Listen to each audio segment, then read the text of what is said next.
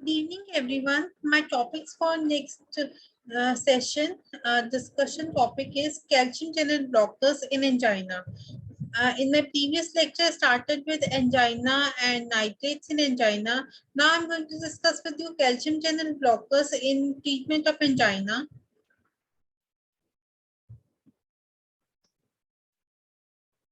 Now, calcium channels, first of all, I will discuss with you calcium channels. They are voltage sensitive channels, receptor operated channels, leak channels. This is calcium ATPase channels.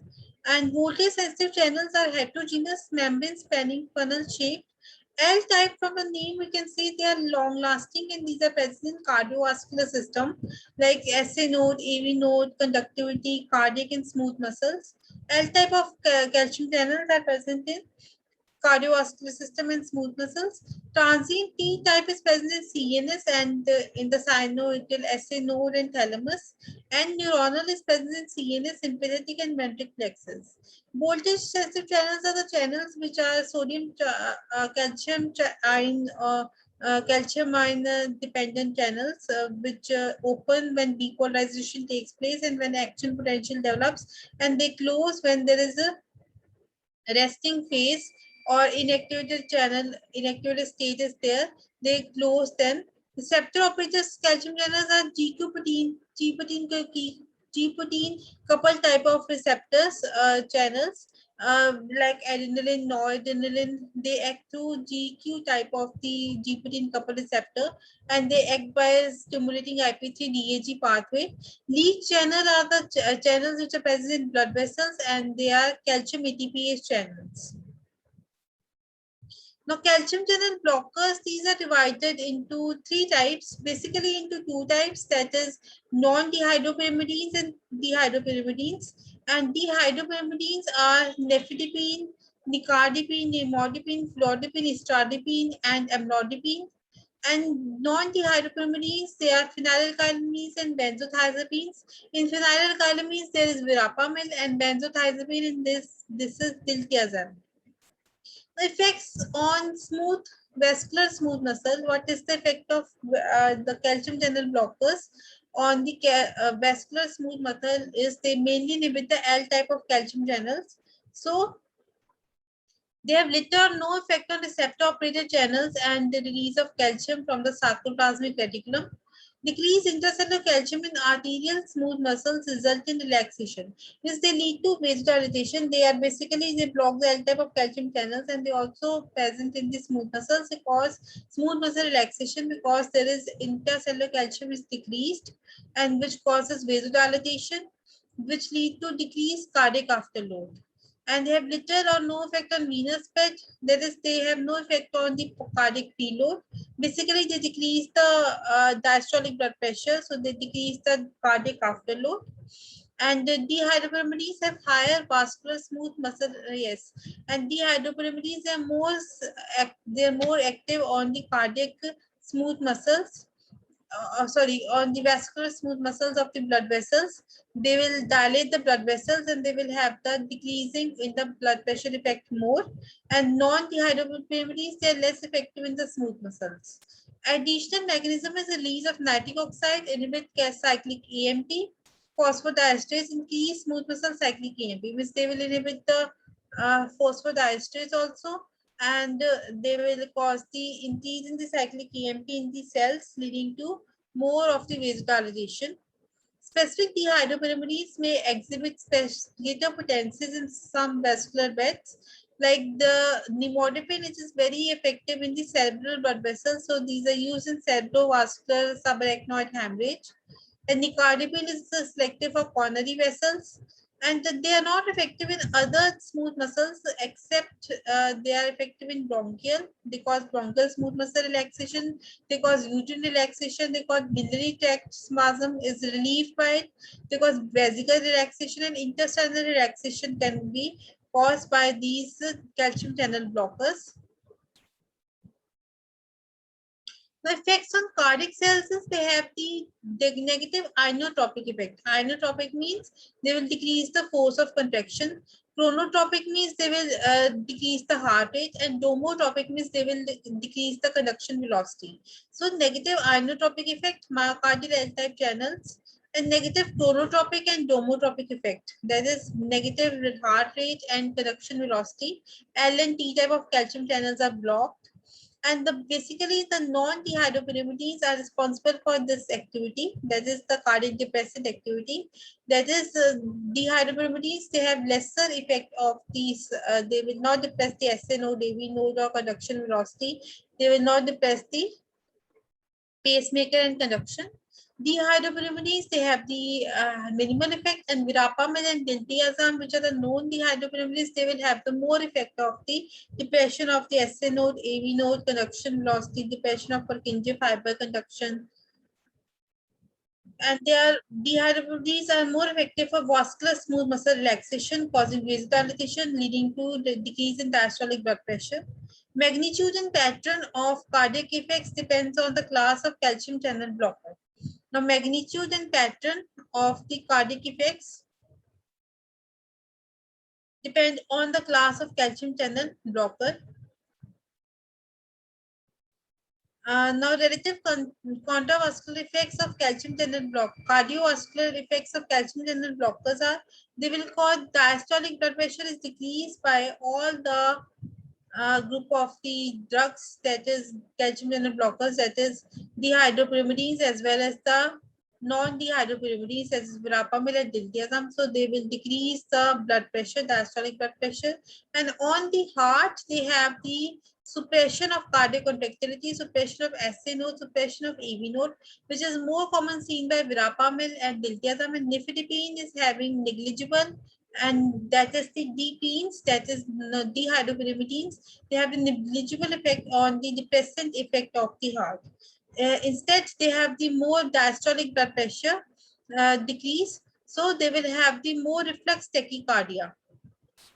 So more reflex tachycardia, the indirect effect will be there, and so heart rate is reduced by verapamil and diltiazem, and blood pressure is also reduced by verapamil and diltiazem. But net effect of the DPNs is that they will reduce the diastolic blood pressure, but they have no depressant effect on the heart, direct depressant effect, but they will have the aggravating effect, increase in heart rate, in reflex tachycardia because of more decrease in diastolic blood pressure, more decrease in BP. They will have reflex tachycardia, so there will be net effect will be increase in heart rate. So these are not used in angina, depends group of drug like difidipine, which are short acting, because they can precipitate the angina by causing reflex tachycardia. Calcium channel blockers, pharmacokinetics, high oral absorption but high first pass metabolism. They are having the high oral absorption and they are having the high first pass metabolism except amlodipine. And inter-individual variations and high plasma protein binding is there. And these are extensively distributed in tissues and highly metabolized in liver and excreted in urine, eliminated in 2 to 6 hours. These are highly metabolized in liver and these are excreted in the kidney and eliminated in 2 to 6 hours except amlodipine. This is the pharmacokinetics shown of the various drugs like verapamil, diltiazem, nifedipine, flodipine, and amlodipine, which is longer acting, is the bioavailability is by the amlodipine, which is the longer acting drug. Elimination half-life is 35 to 45. And it is the most important drug to be used in the angina among the dihydropyrimidines because it is longer acting. It has less diastolic blood pressure lowering. It is slow acting and it will not cause the reflex tachycardia. It will be having least reflex tachycardia, so it is suitable for treatment in the angina. Now, desired therapeutic effects of calcium channel blockers for angina. They improve the oxygen delivery to ischemic myocardium. That is, they vasodilate the coronary arteries. Particularly, they will treat the vasospastic, that is variant of Prinzmetal's angina. They will cause a vasodilation of the coronary arteries. So, they will be improve oxygen delivery to ischemic myocardium. And they will also reduce myocardial oxygen consumption. So they decrease the afterload, that is, they will decrease the diastolic blood pressure, they will decrease the total peripheral resistance, and they will also decrease the heart rate. So they will decrease the Afterload, cardiac contractility will be decreased, no effect on preload, and non-dehydropyrimidines also lower the heart rate and decrease the contractility. And non-dehydropyrimidines like verapamil, they also lower the heart rate and they decrease the contractility, so decrease the afterload.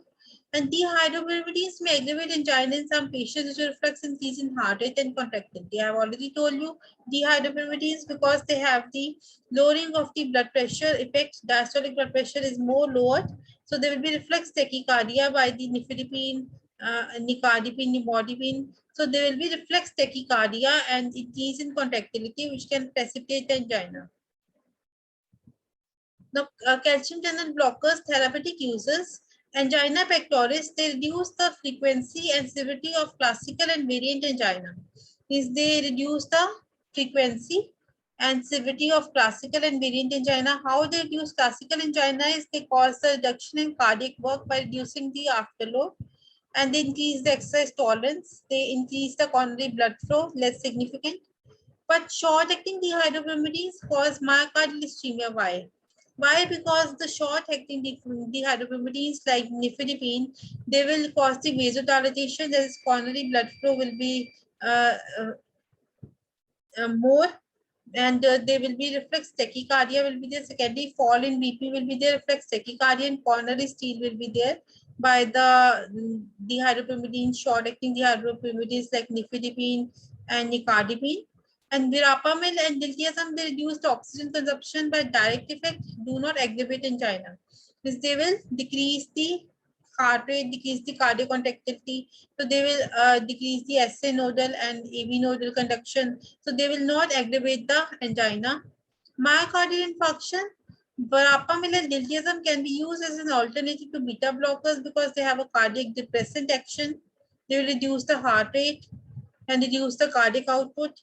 Variant angina, because they are benefited, the dehydropyrimidine group of drugs are more benefited. They reduce the arterial spasm. They will cause they will reduce the vasospasm of the artery. So these are effective in variant angina. Dehydropyrimidine group of drugs like nifedipine and others are also effective. Non-dehydropyrimidines, they also cause the smooth muscle relaxation and they cause the vasodilation. Both are effective.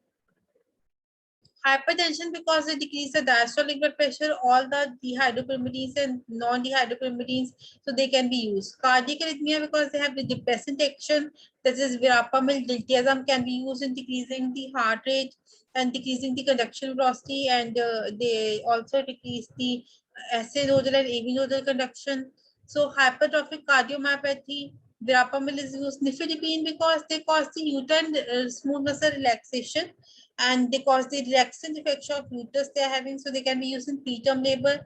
And they also cause the relaxation of the vasoconstriction of the peripheral arteries due to cold, peripheral extremities due to cold, like fingers, toes, legs, arms, and other extremities.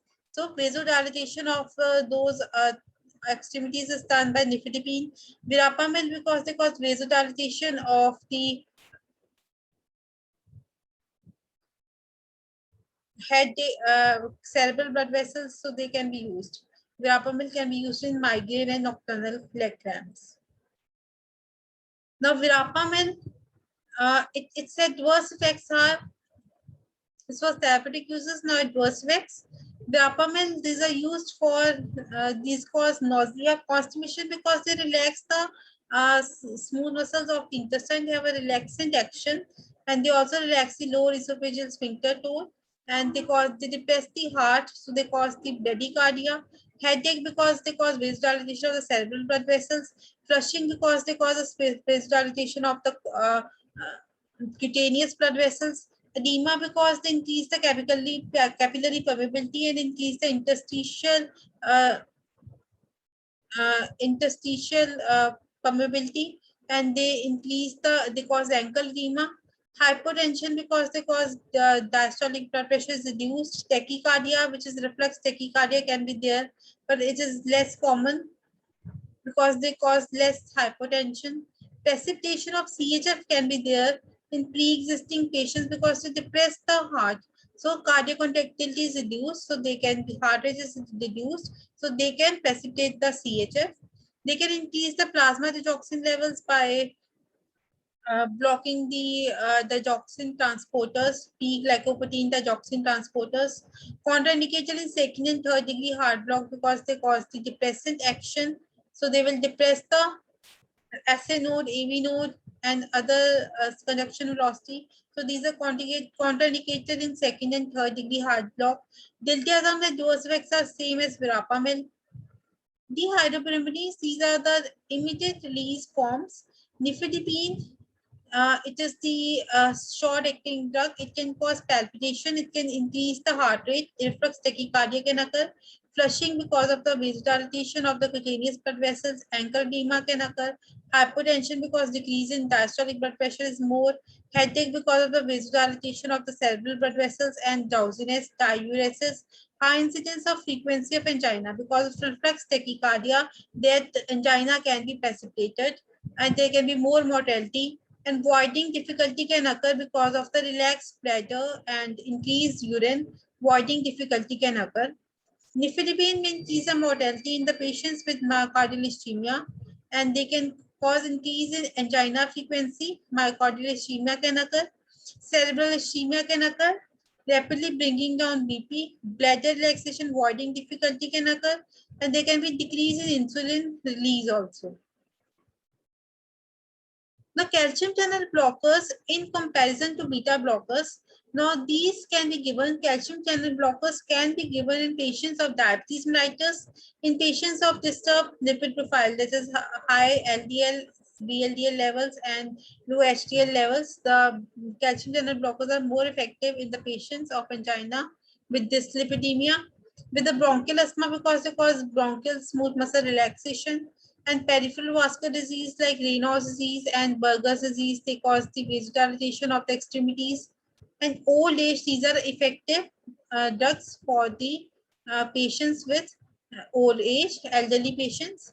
Calcium channel blockers are preferred for in place of the beta blockers. So that's all for calcium channel blockers.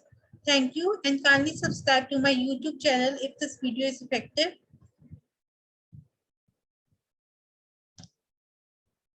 Happy learning. Thank you.